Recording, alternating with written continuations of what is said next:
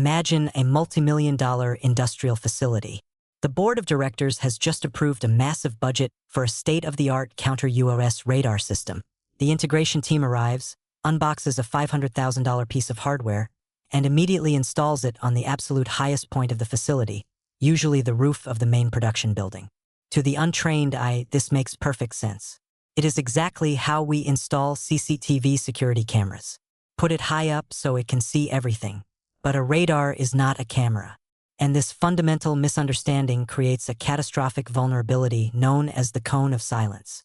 Welcome to BlackBox UAV. Today, we are breaking down the physics of radar blind spots. We will explore why the highest roof is often the worst possible location for drone detection, how attackers exploit radar shadows, and the exact architectural blueprint you need to actually secure your airspace. Let us look at the physics. When a security camera looks down from a roof, it has a massive vertical field of view. A specialized drone detection radar operates entirely differently. To achieve maximum range and detect a target as small as a commercial quadcopter at 3 kilometers, the radar must focus its RF energy. It compresses the radio waves into a highly focused horizontal beam. Because of this, most commercial C-UAS radars have a very narrow vertical elevation angle, often limited to 20 or 30 degrees. When you place this radar on a 50-meter tall building, it projects its beam outward, toward the horizon. But directly underneath the radar, extending outward for hundreds of meters, is a massive dead zone. This is the cone of silence. An autonomous drone does not fly at 500 feet to announce its presence. A sophisticated threat actor will program the drone to fly nap of the earth, skimming just 30 feet above the ground, hugging the tree line. Because your radar is mounted on the highest roof looking at the horizon, the drone flies completely undetected, right under the radar beam until it is physically inside your perimeter. The second critical failure in site architecture is ignoring radar shadowing and multipath interference. Radio waves at these frequencies operate strictly on line of sight. They do not magically bend around solid objects. If you place your primary radar in the center of an oil refinery, every single storage tank, chimney, and steel structure creates a massive radar shadow behind it. Modern attackers use open-source 3D topographical maps to calculate exactly where these shadows fall. They will literally chart a flight path through the invisible corridors created by your own infrastructure. But what if you tilt the radar down to look between the buildings? You introduce an even worse problem: multipath interference. Industrial facilities are full of metal. Metal acts as a perfect mirror for radio frequency energy.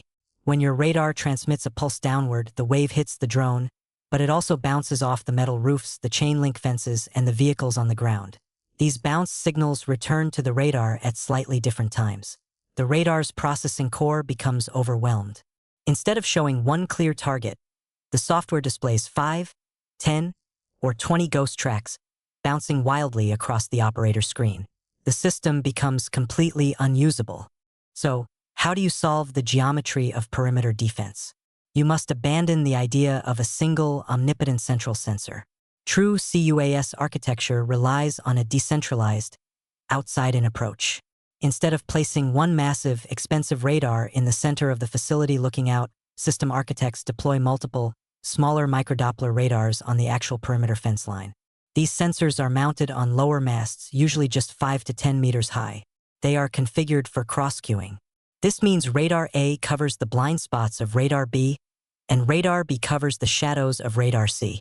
Because they are positioned lower and looking slightly upward or across flat terrain, they eliminate the cone of silence.